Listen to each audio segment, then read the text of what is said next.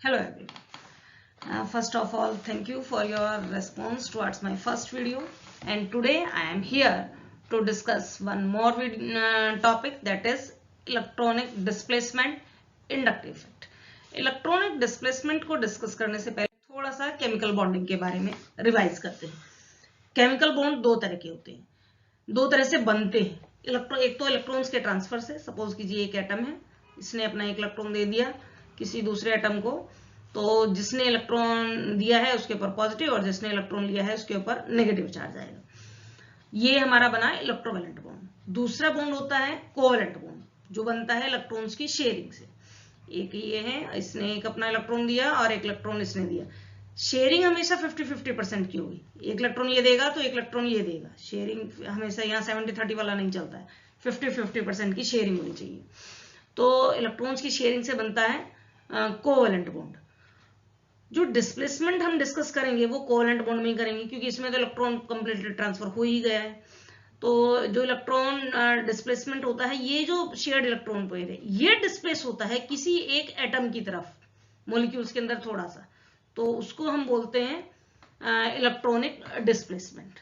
Electronic displacement कई तरह का होता है, inductive effect, electromagnetic effect, hyper conjugation, resonance, हम इन सभी को डिस्कस करेंगे। बट सबसे पहले हम डिस्कस करेंगे इंडक्टिव इफेक्ट। क्या है इंडक्टिव इफेक्ट को डिस्कस करने से पहले थोड़ा सा डिस्कस करते हैं कोवैलेंट बॉन्ड को डिटेल। कोवैलेंट बॉन्ड बनता है इलेक्ट्रॉन्स की शेयरिंग से, 50-50% की शेयरिंग होती है। एक एटम एक इलेक्ट्रॉन देगा तो दूसरा भी एक ही इलेक्ट्रॉन देगा।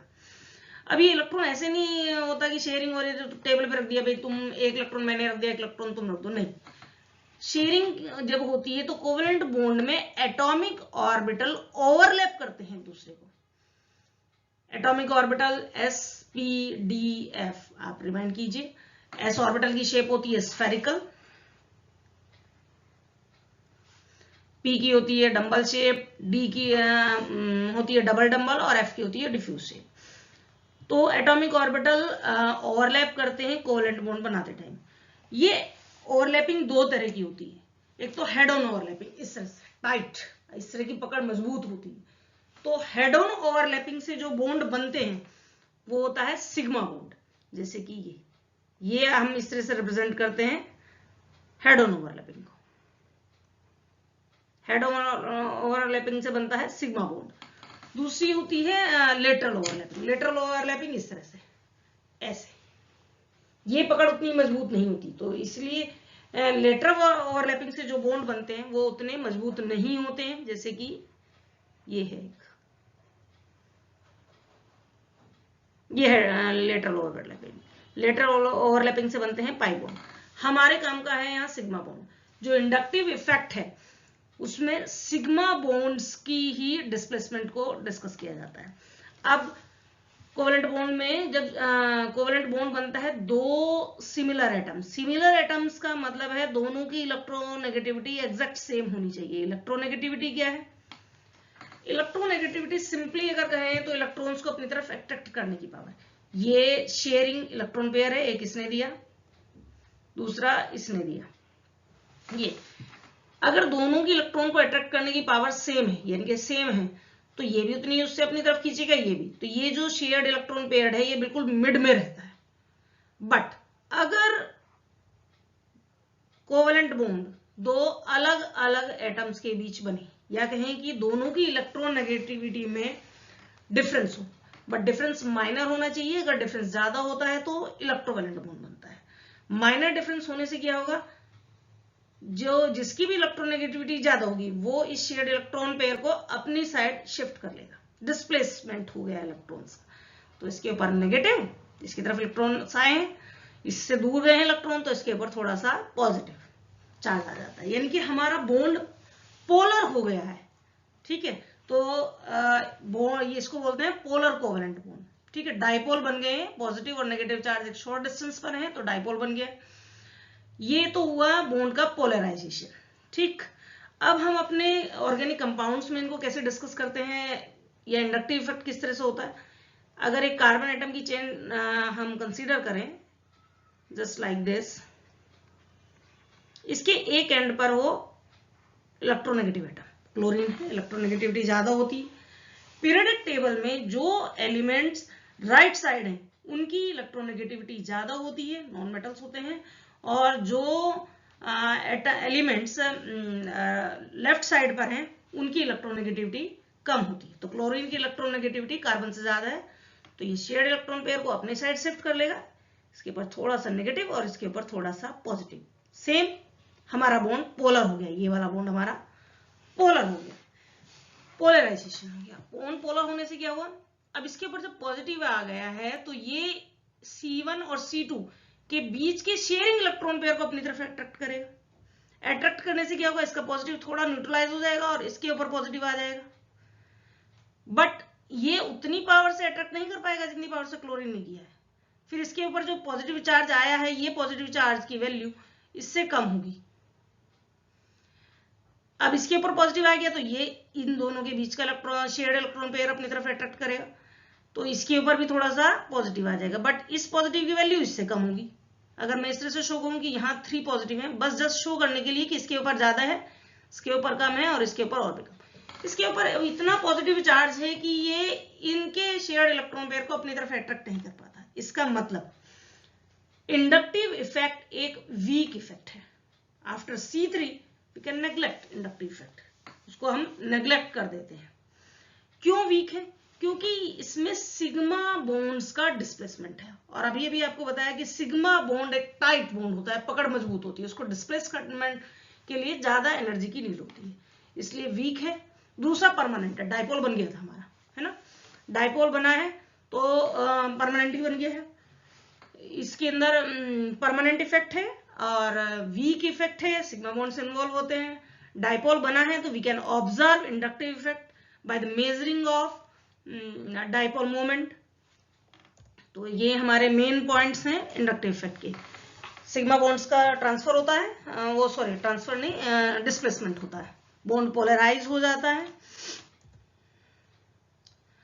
ट्रांसमिशन कार्बन, हाँ ये हमने नोटिस नहीं किया, ये कार्बन कार्बन चेन के थ्रू ये ट्रांसमिट हो रहा है, तो इसको हम ट्रांसमिशन इफेक्ट भी बोलते हैं। परमानेंट इफेक्ट है, वीक है, ऑब्जर्व किया जा सकता है आप।